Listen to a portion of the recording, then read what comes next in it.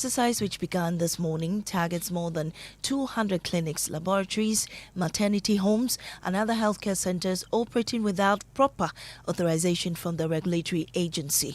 According to HEFRA officials, the move forms part of a nationwide effort to ensure all health facilities meet the required operational standards and regulatory obligations. We'll take you live to Kumasi, but first take a listen to HEFRA PRO, Christabel Ayiram. Going to be about? Both today and tomorrow, we are locking down facilities that are on license. So any facility that is on license by HEFRA, we are coming after you. So we are advising those who are on license that they should come to the HEFRA office. We are at Edum opposite Opoku Trading. And then there's a team on standby. Once you meet all the requirements, they will do an inspection because it's a special exercise. We have a team on standby that will do the inspection for you, pick incline. And once we do the inspection for you, and then you meet our requirements, why not? Your facility will be open to the public. That is the only thing that would save anybody. Aside that, it is no license, no operations for all facilities. How many facilities are we looking at? Oh, for the Ashanti region, they understand the facilities that are not licensed. There are more than 200, and we'll close all of them down. All of them. We are not even sparing one. So once you are not licensed, we are coming after you. So just come and get your license with HEFRA. There are over 200, especially the dental facilities. They say they are called dental, whatever they are called. I don't know. Most of them are dental, even though they don't call themselves clinic. Most of the people who practice in those facilities are not even practitioners. I don't even know how I think some of them claim they learned on the job. Some of them claim their mothers taught them, their fathers taught them. And I mean, these are people's health. You don't operate. You don't do that with people's health. Okay, so we are coming after all of them. So they should just come to HEFRA and do the right thing. We are regulators. We don't take pleasure in locking down facilities. But where you are wrong, because it has to do with people's health, we will take you on. Yeah. Well, let's take you to the Ashanti region. Nana Boachi Yadom is on standby for us. Nana, how has the operation been since it started? Well, Maame, the operation has been a success. It started a while ago. We've been able to visit some two facilities, one eye clinic and one diagnosis center at the Kumasi metropolis. This both been shut down. We are also on our way to several other facilities as I speak to you. We are moving to some other facilities. We are expecting over 20 facilities to be closed down. These facilities, public and private, who have violated the rules of not licensing with the regulatory agency. Well, Nana, has there been any reaction from owners of these facilities? Well, HEFRA is still committed to closing down or shutting down all of these facilities. The responses that we've had from the affected facilities is that they are going to comply with the rules that require them to license their facility as soon as possible and get back on track. Right, thank you, Nana Boachi Yadom. Now, this afternoon, too, the Traditional Medicine Practicing Council has launched a major enforcement exercise in the Greater Accra region. This follows an investigation by the council which revealed that more than 17 health facilities in the Greater Accra region have been found operating without authorization. The crackdown targets massage centers, gymnasiums, chiropractic facilities, traditional healing centers, and other outfits accused of flouting regulatory approval processes. Officials say this move is part of a nationwide effort to ensure that all facilities meet the required operational and safety standards. Dr. Yakubu is registrar of the council. So if we as a council do not act, a lot of these quacks provide services that could endanger the lives of the public. 80% of Ghanaians rely on traditional medicine for their primary health care. This makes their services very essential, and then there is a need to protect the public and ensure that the people who know what they are doing are the ones in this space. So quacks are essentially people who do not have the qualification, but yet they're in the same space. If you are not a quack, the point is to do what you're supposed to do, which is to register with Traditional Medicine Practice Council, go through our trainings and get licensed to practice. And we have oversight responsibility over your practice as well as your premises. Because beyond having a license, we need to be sure that your products are supposed to or meet standard. Because the truth is we're supposed to do random sampling. We can come into your facility, our inspectors can take your product and do random sampling so they meet the necessary standards. All of this we'll be doing around this time, and if your facility is not registered, For most of the facility we are going to, we've already written to them, we've spoken to them, we've invited them. Some are just recalcitrant. My colleague Stephen is on the line with us and he's been following this beat. Stephen, how many facilities have been shut down since? We seem to have lost Stephen there. But Stephen, can you hear me? Providing security for the exercise is yet to start. We are here at the headquarters of the council for the exercise to start. All right, Stephen, thank you for that. Now, the Ghana Health Service has expressed concern over the rising cases of blindness across the country, describing the situation as alarming. According to the service, about 165,000 Ghanaians have already gone blind due to cataract, making it the leading cause of blindness nationwide. Glaucoma and diabetic-related eye diseases also significantly contributing to blindness in Ghana, accounting for nearly all cases of visual loss in the country. The alarming situation was revealed by the head of the National Eye Care Unit of the Ghana Health Service, Dr. Homameto Afake, as part of activities making World Sight Day, and she joins me on the line with more on this. We're grateful for your time, Dr. Afake. How serious is the current blindness situation in Ghana? We apologize for that. We seem to be having issues with our phone lines, but we'll get through to Dr. Afake and speak to her. In every home, love, safety, and understanding should be given. But for children, that reality is far from reach. Hannah Odami tells the story of Ikria and Madra, two young girls whose troubled journeys led them to Bostal homes where they found more than just shelter.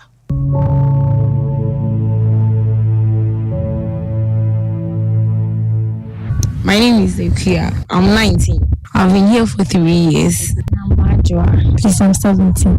How long have you been here? 3 years. In every home, love, safety, and understanding should be a given. But for some children, that reality is far from reach. I tell the story of Ikria and Madra, two young girls whose troubled journeys led them to the Bostal home, where they found more than just shelter. I was neglected by my family, and I also decided to move to France. Since I was a child, so when I grew, I went to visit my mom, and she also started treating me in a bad way. So I decided to maybe move to France to maybe be comforted, and then I absconded. Then there was Ikria, Madra's roommate, whose journey took an equally painful turn. At just 12, she fled home and fell into the wrong hands. Let me say, it's a peer pressure. And then I left home. I left home to join friends, to do a lot of things, lots of bad things. I never knew I would end up here. But then I'm glad I'm here because it's good. Because when I was outside, I didn't know I could even do hairdressing or something. Yes, so I'm grateful. I'm glad. Ikria has learned to be more forgiving, tame her anger, and cannot wait to get back to the home she first ran away from. I want to go to my dad's place. He has gone through a lot because of me, so I want to make him proud.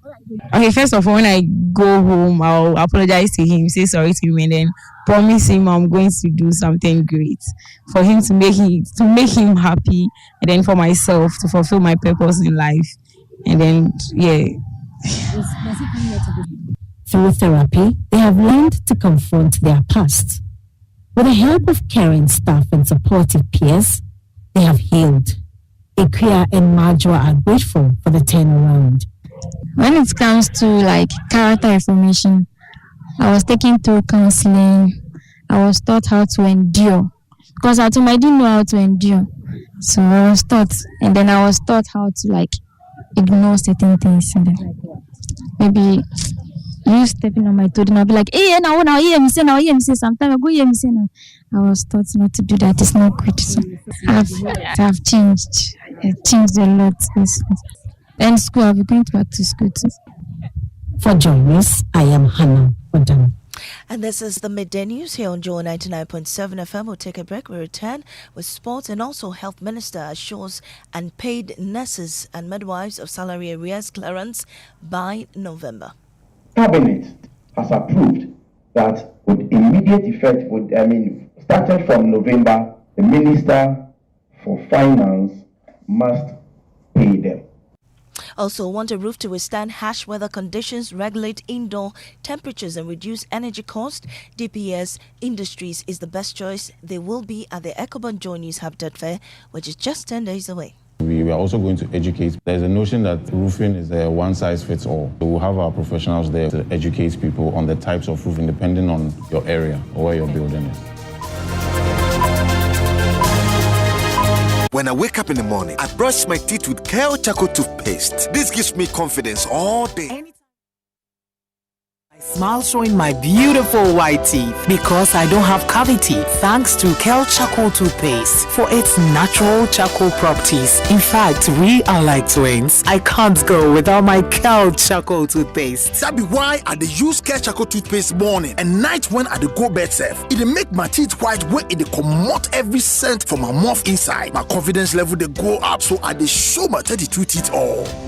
Introducing the Kel Charcoal toothpaste, formulated with activated bamboo charcoal powder, ensures whiter teeth and removes bad breath. The strong natural property of the activated bamboo charcoal removes bacteria, absorbs surface stains on our teeth caused by coffee, wines, and tobacco. Welcome, Kel Charcoal toothpaste. Kel Charcoal toothpaste, Sankofa Yenchi. Kel, happy smile. This advert is FDA approved.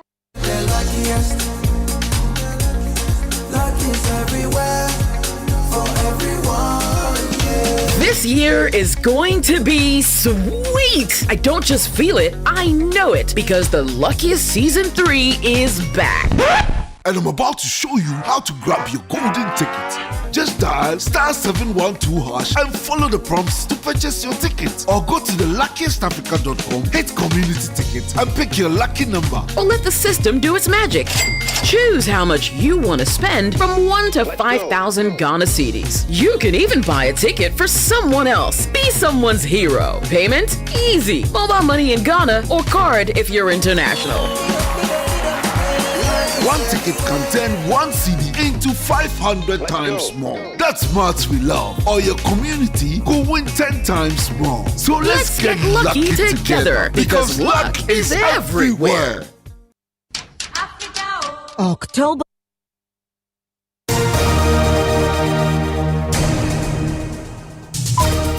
Welcome back to the Midday News. We have sports. Thank you very much, Maame. So for the 5th time in Ghana's history, the Black Stars have qualified for the FIFA World Cup after beating Comoros to book their place at the 2026 tournament. Their qualification has renewed talks about possible call-outs for diaspora players like Edin Ketia and Callum Hudson-Odoi, who have not ruled out switching allegiance.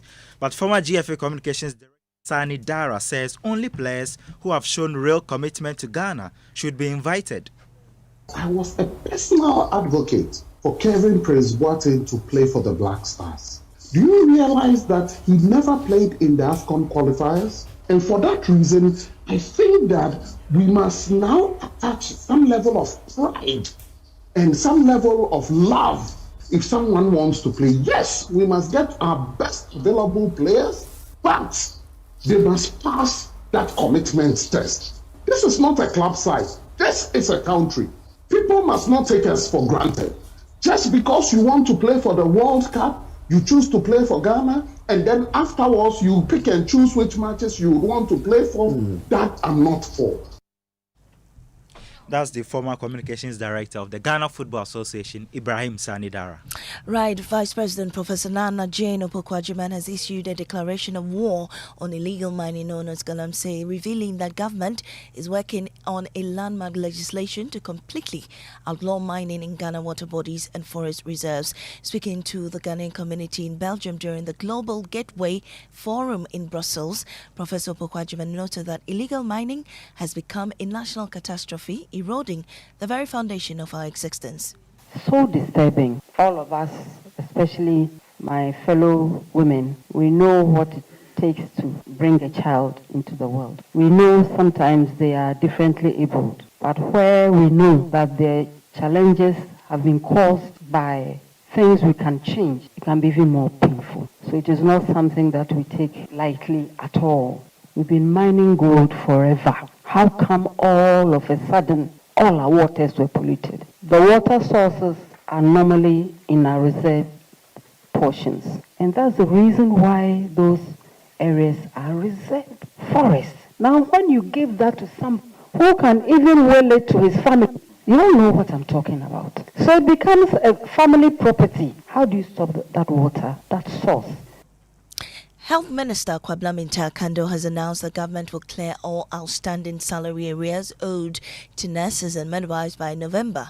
Speaking at a news conference in response to growing agitation from worker unions, the minister revealed that the Finance Ministry has received Cabinet's approval to release funds for payment.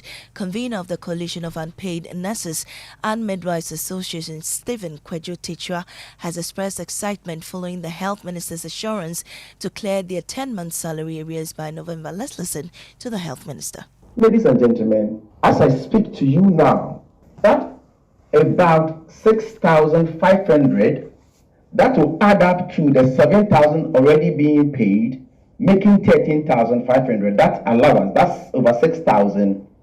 Cabinet has approved that with immediate effect, starting from November, the Minister for Finance must pay them. And I have in my hand the letter to that effect. And so these were the difficulties. We can listen to convener of the Coalition of Unpaid Nurses and Midwives Association, Stephen Tichwa. So yes, I would say we are excited with the response from the ministry because we brought a petition, and in response to the petition, the minister has assured us they have had a go-ahead from Cabinet to start paying us in the coming month, that is in November. And with that, we say thank you to the minister and the ministry. We are really excited. But there is a clause. The minister did mention that with the payment of all our arrears, the plans are yet to be laid out and they will make it known to us. That's where we have an issue, but we are hoping that the plans that the ministry will bring in relation to the payment of the arrears will be something that will be in our favor. And aside that, we are very happy and we say thank you to the ministry. Well, talk of durable roofs, which are also energy efficient as well as easy to install. And you will be pointing to DBS Industries, manufacturers a variety of roof styles with the best warranty. Let's gather for Ghana's biggest housing fair, the EcoBank Joy News Habitat Fair, from October 23 to 26 at the Accra International Conference Center. Remember, it's just 10 days away. Be there and you will have so many discounts. But before we go, Adobia is in studio with what's trending. Adobia? Yes. Black Stars is good trending, to see Maame. you, indeed. And you're in black too. You know, we are all excited. So what are the responses? Also, today we want to highlight the support coming from our colleagues and, people from West Africa. So people from Benin, Togo, and even Nigerians are commenting. They're excited. They have no choice. Yes. Oluwatosin said, go and make West Africa proud. We will. Thank you so much, Adobia, for that. And that's how we end the Midday News here on Joy 99.7 FM. Up next